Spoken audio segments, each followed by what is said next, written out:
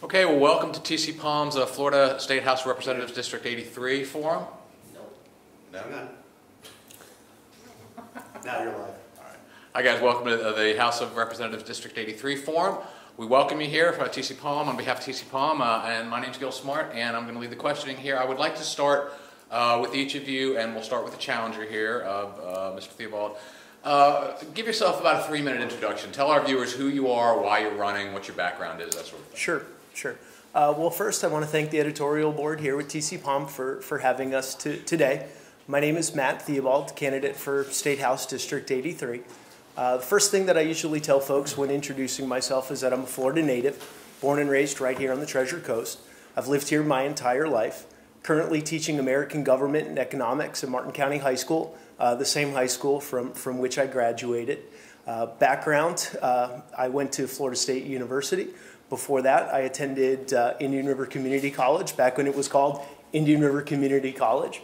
I have a master's degree and a bachelor's degree in political science. As a graduate student at Florida State, I worked for Senator Bob Graham in his Tallahassee office there, helping constituents throughout the state with a variety of concerns relating to the federal government. After working in Senator Graham's office, I worked as a legislative aide to State Representative Franklin Sands, where I advised him on water quality issues as a member of the Environmental Regulation Committee. Why I'm running, in a simple word, is duty. I felt compelled. I felt compelled to enter this race, to represent my students, to represent my home, to give back to a community that has given so much to me over the years. I grew up here. I've lived here, as I said, my entire life, and I'm running because this is my home and I want to represent my home in Tallahassee. And simply put, I'm running to serve a constituency that has been largely ignored, issues that have been largely ignored, and I'm hoping to bring them to the forefront. And in a nutshell, that sort of sums it up. Okay, Mr. Overdorf. Well, thank you as well to the editorial board for having me here today, and I'm glad to be back in the circumstances. So I was born the son of a Navy captain and grew up in a farm in rural New England. My parents really taught me the value of hard work and patience, and my grandfather is the one that taught me the value of wildlife and natural conservation. Farming, hunting, and wildlife were all part of my formative years, and I was also taught the value of education. When I was young, I actually earned a scholarship to high school, and that then allowed me to go on to college and eventually to my master's work, where I earned both a master's in biology as well as an environmental MBA. And I was also taught at a young age the power of community and to always serve those around me. And this has led to me serving on countless boards for business, community, and also to volunteer at a variety of charity events and, frankly, to work on a number of political campaigns and with a number of political candidates. I've been very blessed in life as I've found a job that allows me to combine both work and my love of nature. I often kid my friends and even my employees that I get paid to walk in the woods or even to snorkel and dive. It's an amazing way that I've been able to combine those two loves. And this job has also taught me to work with regulatory staff, understanding the impact of laws and businesses, understanding the impact of laws on property rights, as well as our personal liberties and the economy. A couple of years back, after wrapping up a conversation with my dad, he looked at me and he said, "It's time. It's time for you to really give back to the community. You've talked about laws and you've talked about lawmakers for years. Well, Toby, it's time for you to put your money where your mouth is and get to work." And I promised him that when the time was right that I would.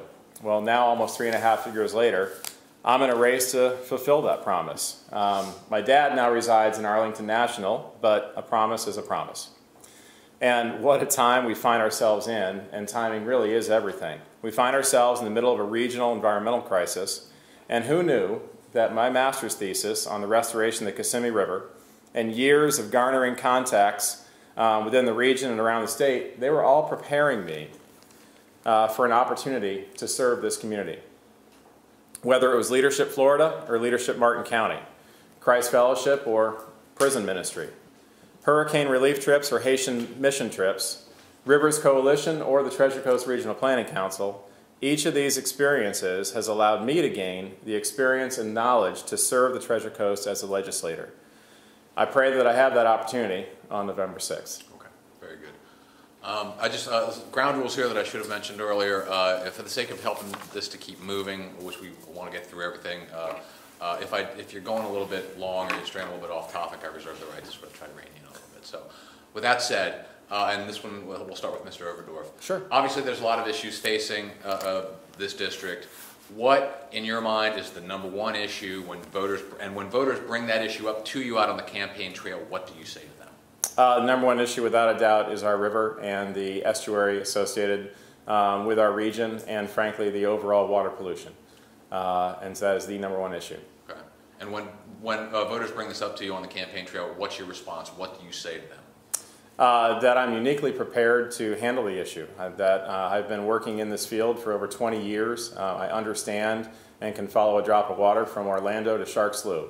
I understand the intricacies of the interior associated with our plumbing in Florida, how it got this way, how we've had an attitude of flood control through drainage rather than through storage, how we have had, at all costs, we need to have water going out and off the tide instead of looking at the future, a possibility of having a storage areas instead, looking at the possibility of actually having drinking water for the future rather than putting it all to tide.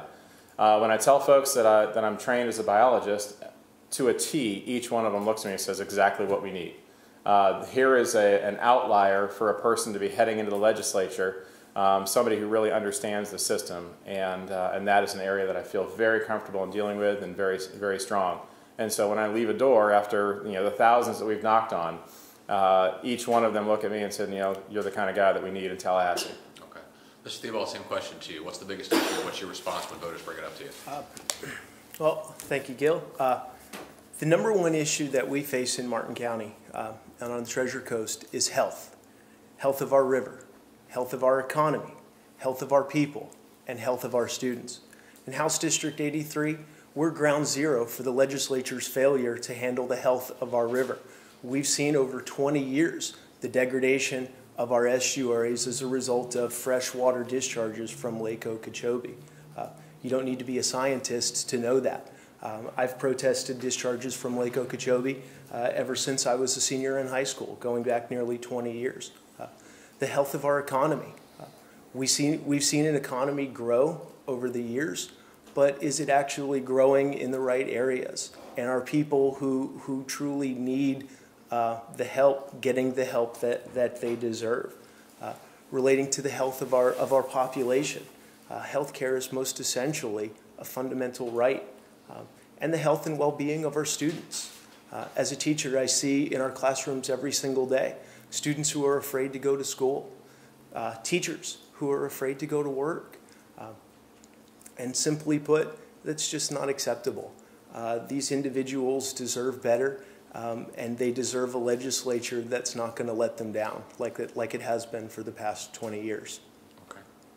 I want to follow up on the water issue because looking at your interviews that you've submitted to us for our online profiles, one of the sharpest differences I see between the two of you has to do with your approach to this issue, which is to say, and this question will go to Mr. Theobald first, but which is to say, Mr. Overdorf, you say on your questionnaire that you've seen what, quote, burdensome regulations have done to our waterways. Whereas, Mr. Theobald, you say that your priorities would be, for example, to place strict limits on nutrients going into our waterways, including biosolids and fertilizers, requiring landowners north and south of the lake to meet mandatory standards. It sounds as if you are saying what we need is more regulations, and it sounds as if you are saying, Mr. Overdorf, what we need is fewer regulations. I may have this wrong, but please explain what you, in terms of the quality of our water, what do you think is necessary? Do we need more regulations? Do we need to back off the regulations? Go ahead. I think the issue really isn't about regulations. The issue is about oversight. There's a lack of oversight at the state level, at the local level, with regards to what we're placing on our agricultural lands, and then ultimately what runs into our waterways. We do need to see stricter total maximum daily loads relating to nitrogen and phosphorus. We need stronger limits on biosolids and fertilizers. These are absolutely the things that are fueling these toxic algal blooms. We've seen regulations overturned through Senate Bill 552 and House Bill 7005. Shortly after those bills were passed into law, easing some of those regulations, we saw the toxic algal blooms and the loss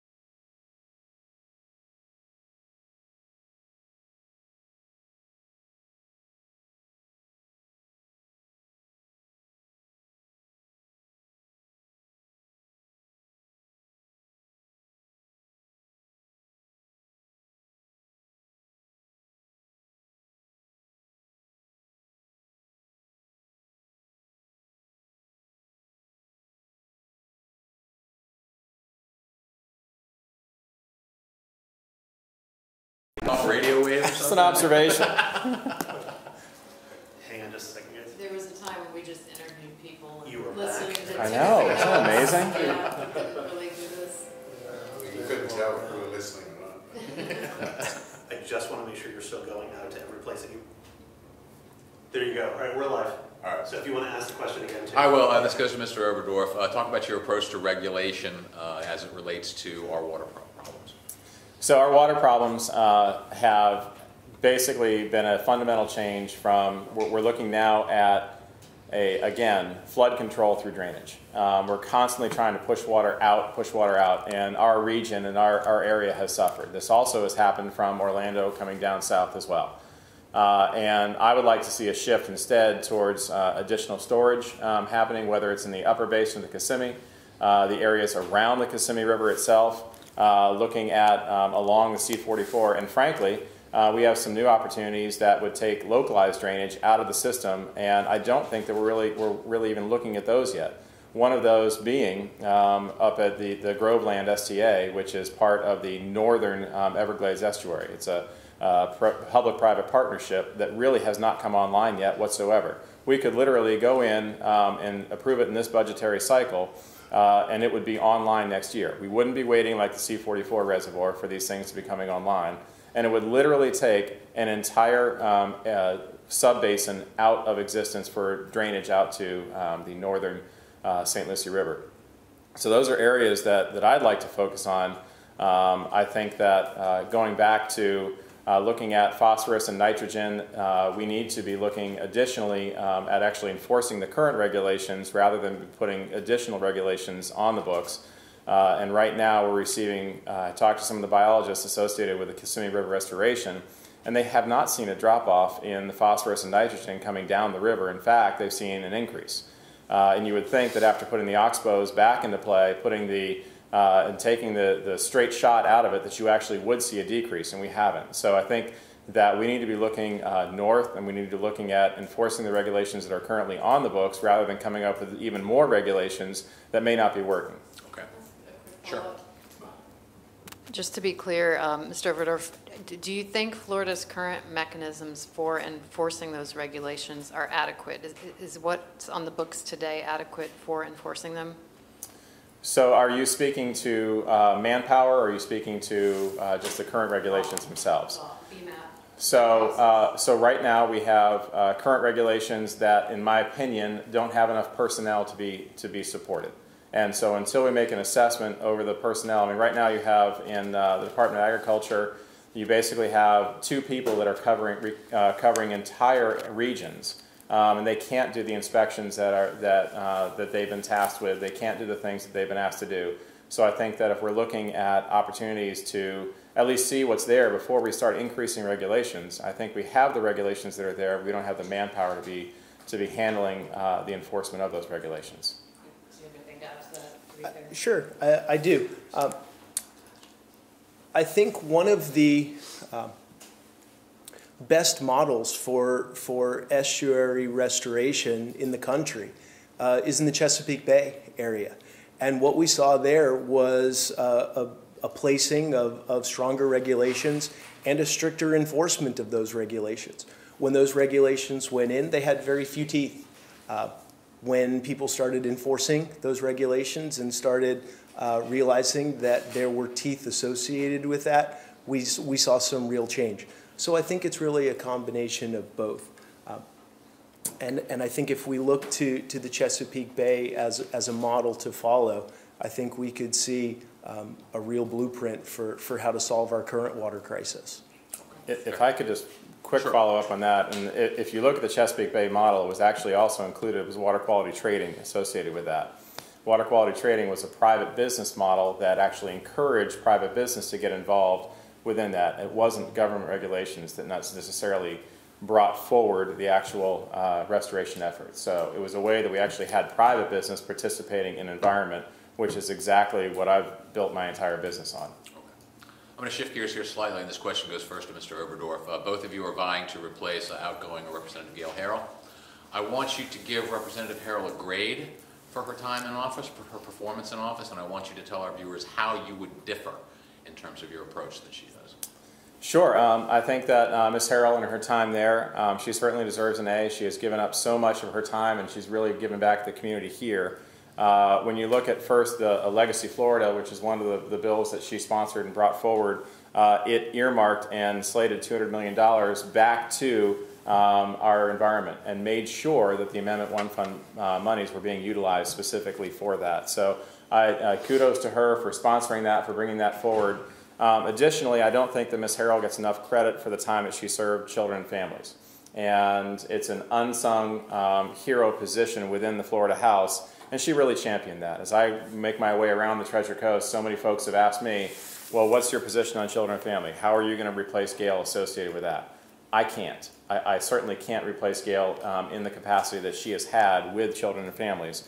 However, there's opportunities for me to learn from her, to continue to bring that forward, whether it's through Hibiscus Children that I've been involved with, whether it's through some fostering programs that I've been involved with. Across the board, those are areas that I may be able to do it. I'm certainly not Gail Harrell.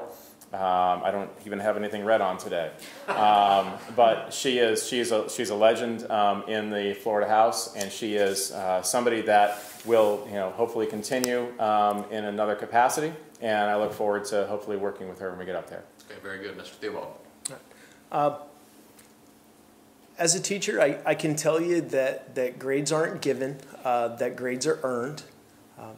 And when you look at the grade that Gail Harrell has earned during her time in the legislature, you have to look at the results. You have to look at the big picture. As far as Legacy Florida is concerned, my thoughts on that are that it's too little, too late. That legislation like that could have been enacted much sooner and on a much broader scale. When you look at the degradation of our environment over the past 20 years under single-party rule, we've seen an ecosystem that's on the verge of life support. When you look at what's happening in our classrooms with our students and votes to siphon off public money for use of private charter schools and the collateral damage that's caused our students in our classrooms. When you factor all of those things into the equation and when you're basing it based on results, Unfortunately, Gail Harrell deserves an F. That's the grade that she's earned. All right, this question will start with Mr. Theobald, and you mentioned the issue of education. I want to frame this issue in terms of public education, because one of our criteria that we grade you on, score you on, so to speak, is safeguarding taxpayer money. As you know, there's quite a bit of clamor for limited Florida tax funding, and education is one area where educators themselves have said Florida needs to do a lot more to public education. How do you meet the growing need of public education, for example, and yet still safeguard taxpayers' money? Well, I think when it comes to our children and our future and their education, you can't really put a premium on that. So I think what we need to look at first and foremost is increasing that base classroom funding. From 2016 to 2017, the average per student spending increase was a mere 47 cents per student. That's simply unacceptable. I understand that these are public dollars. I understand that these come from hardworking taxpayers. And I think that there are ways to handle an education budget on the scale that ours is, without really doing a whole lot to increase those taxes. One of the things that we can do, first and foremost, would be to address the issue of standardized testing. Standardized testing companies, major corporations, lobby our legislature, encourage them and write and pass legislation that causes our legislature to spend billions of dollars on a one-size-fits-all test. That test does absolutely nothing to prepare our students for the real world. We can save money in our state budget by reducing or minimizing the emphasis that we have on these standardized tests. Not only do these standardized tests draw significant funds from our state coffers, but then these companies in turn sell products to our local school districts, all 67 of them. Those products are specifically geared to teach to the test. None of this adequately educates our students. Our students deserve the highest quality education possible. And teaching to a test that doesn't prepare them for the real world, I think not only is it misguided, but it's a misuse of taxpayer funds. Additionally, the legislature recently passed a bill that overrode local school boards' abilities to approve charter schools. You no longer have local control of your charter schools. Through the charter school can come in, apply for a charter, and if the local school board says no, they can appeal that charter to Tallahassee, which has a penchant for approving these schools. These schools, while some can be valuable, the Hope Center for Autism in Martin County, for example, is a good example of a charter school that serves a very valuable function. The Clark Center is another charter school in Martin County that helps students in particular ways. These charter schools are held to the same high standards that our public schools are, and siphoning off public dollars for private charter schools is not only another egregious waste of taxpayer dollars, it puts our students, our teachers, our administrators, and ultimately our community in dangerous peril. Okay, very good, Mr. Overdorf. Certainly. I think that all students learn differently, and we need to recognize that, first of all. My daughter learned a lot differently than her friends, whether it's a visual learner, whether it's learning from a book, computer, whatever it may be. So I think we need to recognize that. I find it interesting that my opponent was looking at all these different charter schools that are a success, yet doesn't want to look at charter schools at all. And I'm looking at also just the opportunity to be able to understand how a child learns. I think that's the biggest part. I think also what we need to look at, continue to look at, is the third grade reading levels and how hard it is to bring a child up from when they're not on level at third grade. The opportunities are tremendously restricted by the time that they leave third grade. So we've got to be looking a lot harder at the preschool side, at looking at the early education, and understanding that these kids are really where we need to get to them is at the very, very young age. Additionally, I'd like to be looking also at skills training and being able to bring that back into our high school system, whether it's through a dual enrollment program or whether it's actually having a skills training center within each high school. I think this is a way, in using taxpayer dollars, you're actually investing in the future, because what you're doing is you're bringing in those workers that possibly may not want to go to college, and you're training them with a valuable skill, and then you're bringing them into an opportunity where they can be part of our workforce almost immediately and giving back those tax dollars almost immediately as well.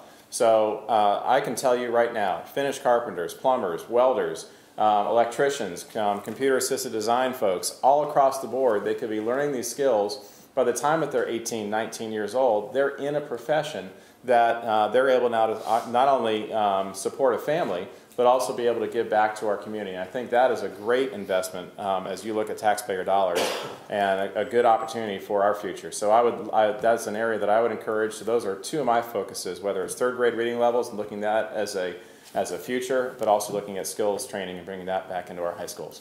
If I may, to clarify my remarks, the Hope Center and the Clark Center are examples of charter schools that are strictly regulated or strictly adhered to. They have standards that must be met.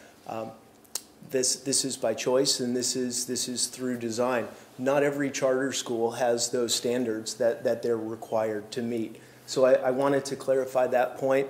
And the second point that I wish to clarify, a statement that my opponent made with regards to bringing career and technical education back into our schools. I can tell you with certainty that we have a robust career technical program at Martin County High School. Tomorrow, during all of our teacher lunches, our teachers will be provided a lunch that is courtesy of the Martin County High School culinary program.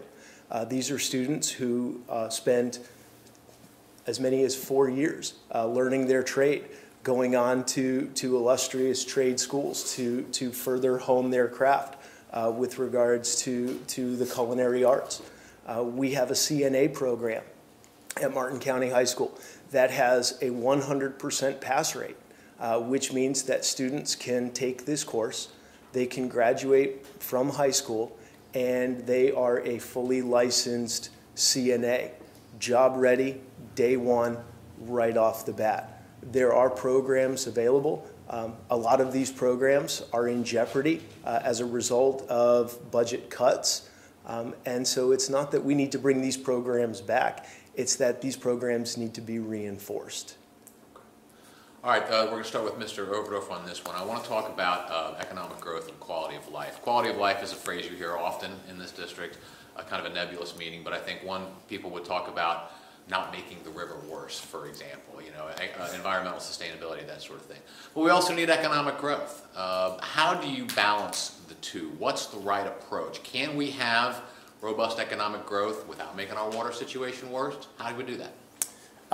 The answer is yes. And it's an area that I've focused on my entire professional career, is balancing economic potential with environmental protection. And these are two areas that you absolutely have to have it within the state of Florida. In the state of Florida, we have an incredible opportunity to have a great environment. We also have currently a great business environment.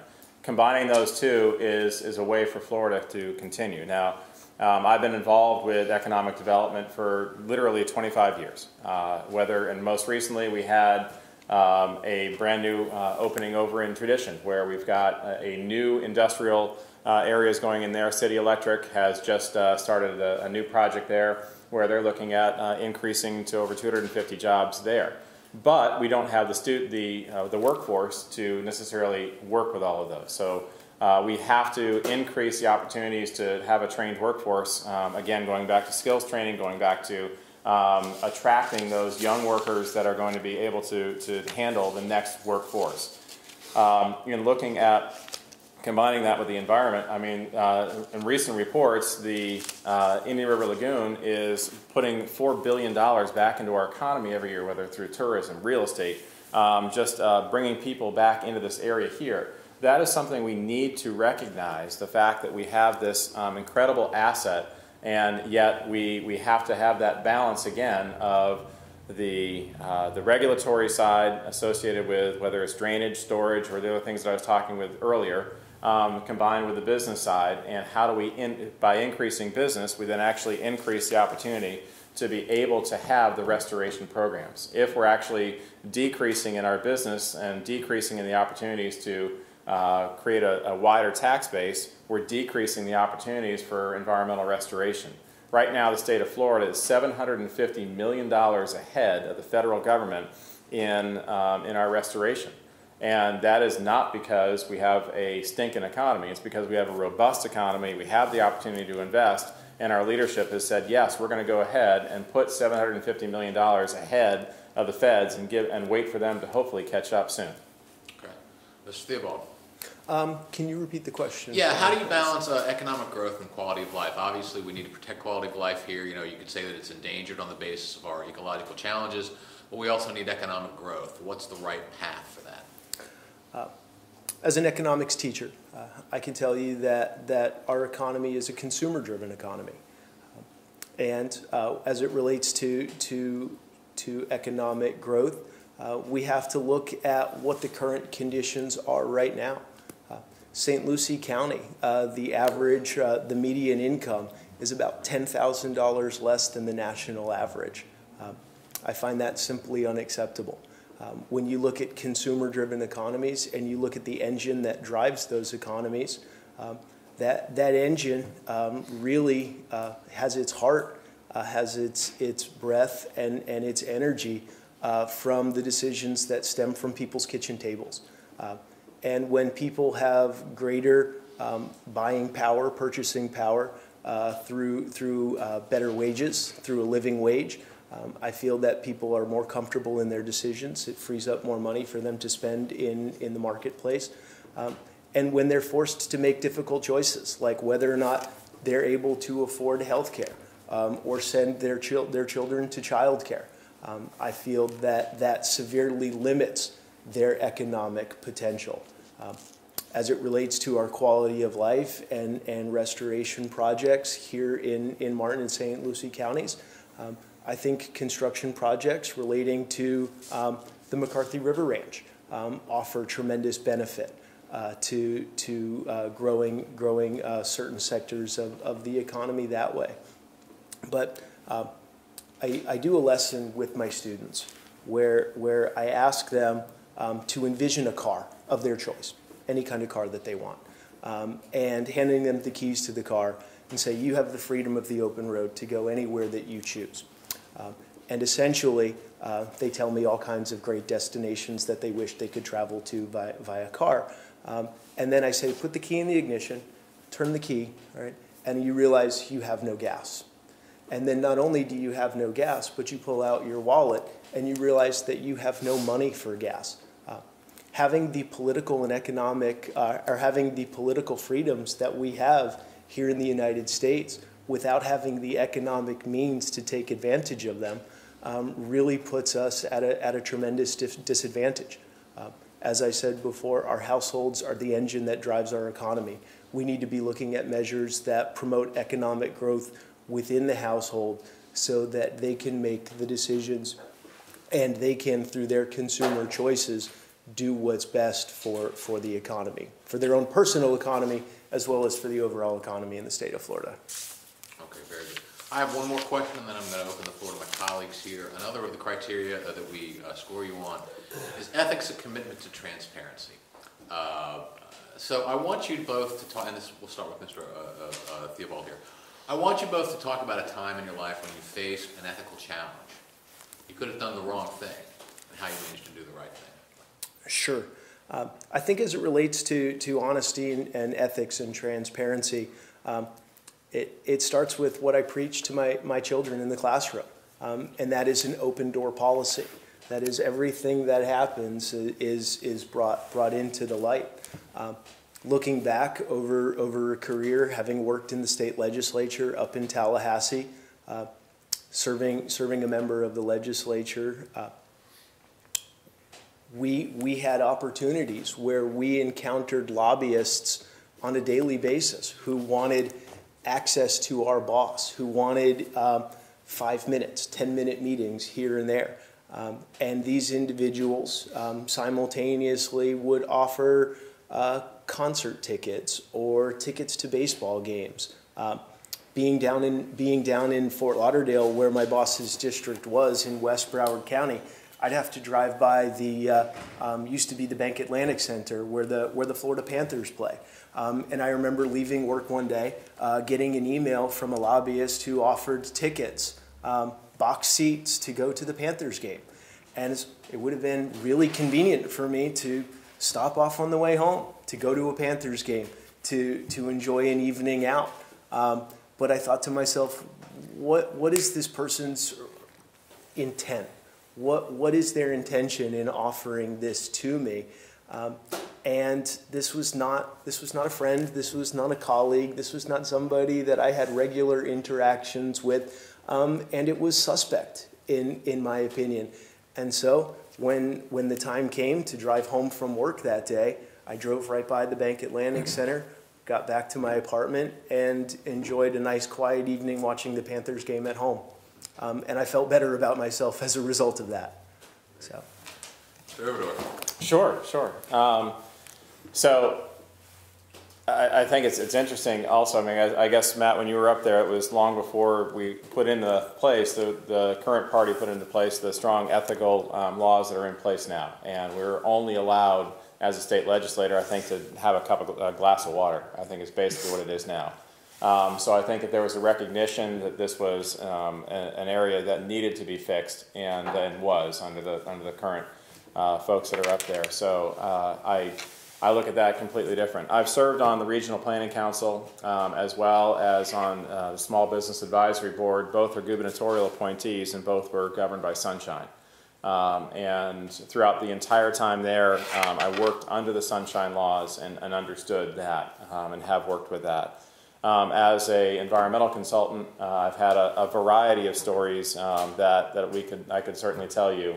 That in one case we had a group come in, and we were doing a tree survey in St. Lucie County, and we laid out all the trees, and we showed them where they were, and said, all right, we're going to be bringing this forward to the Environmental Resource Division, and this is the mitigation that you're going to have to do with it if you choose to go ahead with your site plan.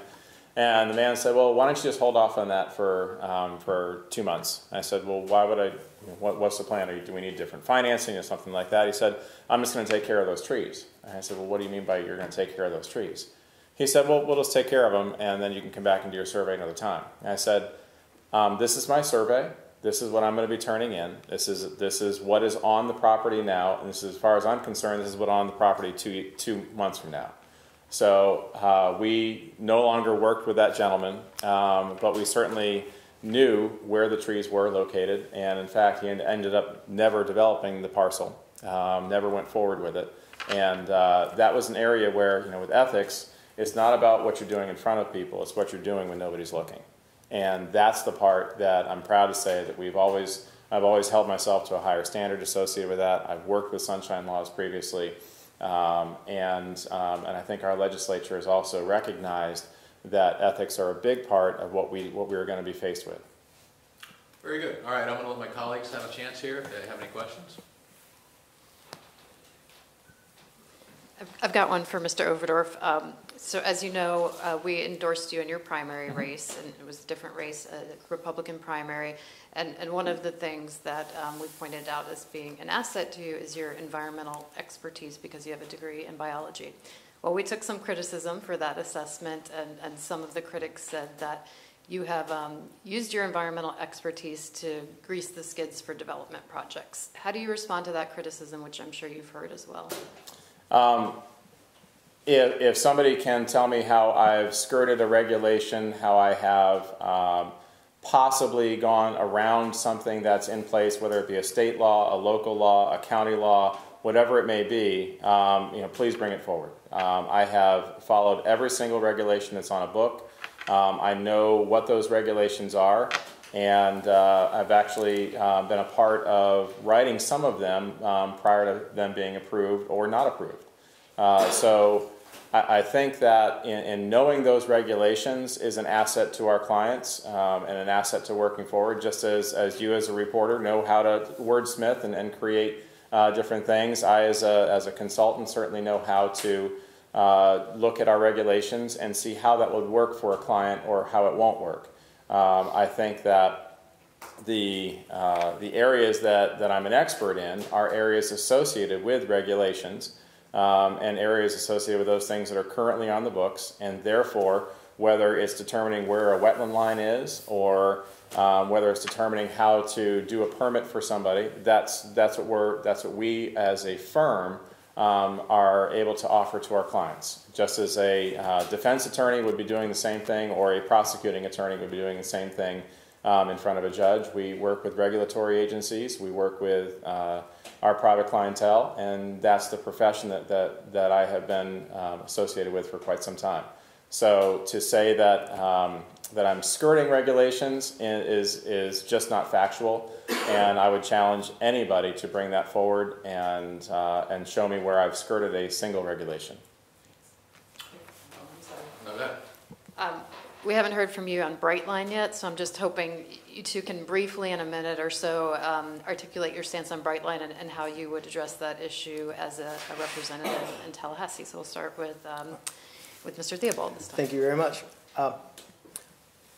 When Brightline came to the city of Stuart a couple weeks ago, I attended the meeting and I heard numerous comments from both sides about the benefits, pros and cons of adding a train. And I sat in the meeting and I asked myself a couple of questions. I said, if I was the city of Stuart, what are the things that I would want to know moving forward? I would want to know what kind of safety measures are going to be put in place. I would want to know what level of disruption this is going to have on our local community. But the bigger questions that I have are going to be related to cost. Costs associated with who's going to pay for the terminal or the actual train station, as well as the costs associated with conducting a ridership study. My understanding is that Brightline is not interested in paying those costs. And if the city of Stuart is going to be the one responsible for paying those costs, do the benefits outweigh the costs associated? And knowing that the majority, or that there is still significant opposition to Brightline throughout the state as a whole, it's very possible that this train could be tied up in litigation for years. So it could be 10, 12, maybe even 15 years before a Brightline stop even makes an appearance here. And if the city of Stuart is footing the bill for that, again, is that worth it? And ultimately, it comes down to, if Brightline says that this is what they're going to do to pay for those costs, can we trust them? And the answer is, quite frankly, no, because there's so little government oversight of Brightline at the state level. There's questions going on. Is Brightline fall under your jurisdiction? Does it fall under your jurisdiction? And our state agencies are debating these issues back and forth. And the whole time, it could be the city of Stuart that ultimately absorbs the total cost for a train stop that it may not see for a generation. Thank you. Simply put, if the city of Stuart and or another municipality in the Treasure Coast chooses to move ahead with something, I respect their home rule.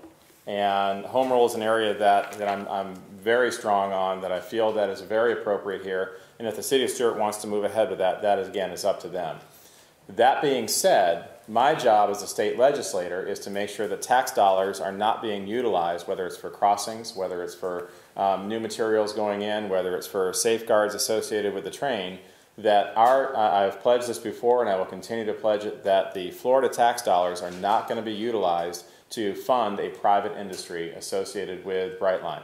So that's the area that I would be focused on. If I can be an asset to those members of Martin, St. Lucie County, associated with what they want to do, that's up to them. But as far as from a state standpoint, my goal is to not have any state funds be heading towards Brightline in any way, shape, or form, and moving forward. And just to add one last thing to the last thing we talked about, Eve, is that with those regulations that I've been enforcing and working with, it's also allowed me then to have those contacts to understand systems and to understand approaches throughout. And I think that's given me a unique opportunity to then be able to say, how can I use that now for the restoration side, coming from a completely different angle on the state as a state legislator. And I think it uniquely qualifies me. So I think that's an area that is certainly a strength, and knowing the regulations and being able then to apply that for the restoration purposes. Anybody else have anything? All right, I'll conclude here with one final question. We'll start with Mr. Overdorf. Why are you the best choice for voters in this district? I think that it comes down to years of service, years of experience, as well as coming back to the understanding our entire system. I've served on, I can't even tell you, I mean, how many boards, and you've seen that on my experience sheet associated with your newspaper, whether it be working with foster kids, doing mission trips, working with political candidates, serving on boards where I've been appointed by county commissioners or been appointed by governors or by the Florida Senate. All of these, they've all been unpaid positions. I've volunteered, I've given back to our community. And it's prepared me uniquely, I think, to really look at all types of different things. I may be an environmental expert, and I may be recognized as an environmental expert. However, I'm also looking at a whole variety of other things as a state legislator. I recognize also that going up as a freshman legislator that I'm going to be looking at constituent services as a freshman legislator. I'm going to be the guy that you're calling to help out with whatever the situation may be. And I need to be open to all of those different situations. So I think it's uniquely prepared me to be that person that can answer a whole variety of questions and then be able to move forward. So I think that gives me that superior choice where I now have that background, those connections, that basis, whether, again, it's through Leadership Martin County or Leadership Florida. I have those contacts literally throughout the state that I'm able to call and get things done and understand those associations. So I think that is a unique way that the voters are getting somebody that is not just a single-minded, single-person issue, but somebody who's really been prepared for this for quite some time. And that life experience has allowed me then to be that unique candidate that can come along and really serve the state of Florida day one and serve the Treasure Coast, not just Martin County, not just St. Lucie County, but the entire district. So thank you. Sure. Mr. Theobald. Well, thank you. My opponent refers to his lifetime of experience, but my life dates back to the time that I was born in Martin Memorial Hospital. I attended Jensen Beach Elementary School and St. Joseph's Catholic School. I graduated from Martin County High School, and I returned to this area because it's my home, and because this community has given so much to me in shaping who I am as an individual and as a human being. So I see this as an opportunity, just like my career in education, to give back. I think that another thing that my opponent mentions is his vast environmental experience as a scientist. And I would point out that it was scientists who developed things like Roundup and DDT. And just because an individual is a scientist doesn't necessarily mean that they're what's best for the environment. There's also been mention of constituency services and wanting to be the person who people go to resolve issues relating to the government. I can relate to that because I've been that person. As a legislative aide, I served a constituency in Broward County for an elected member who not only I was his legislative aide, but for a brief period handled his constituency service office, constituency services in his district office. As a staff aide to U.S. Senator Bob Graham, our primary goal was constituency services. So whether it be at the local level, whether it be at the state level, or whether it be at the federal level, I have vast experience as well handling a variety of issues that face Floridians. I have knowledge dealing with these issues. I understand these issues, and I care about these issues. I care about them because they're my issues too. I've lived them my whole life, and I will spend the rest of my life fighting for these issues and fighting for Floridians now and for the foreseeable future. So thank you. Gentlemen, thank you very much for being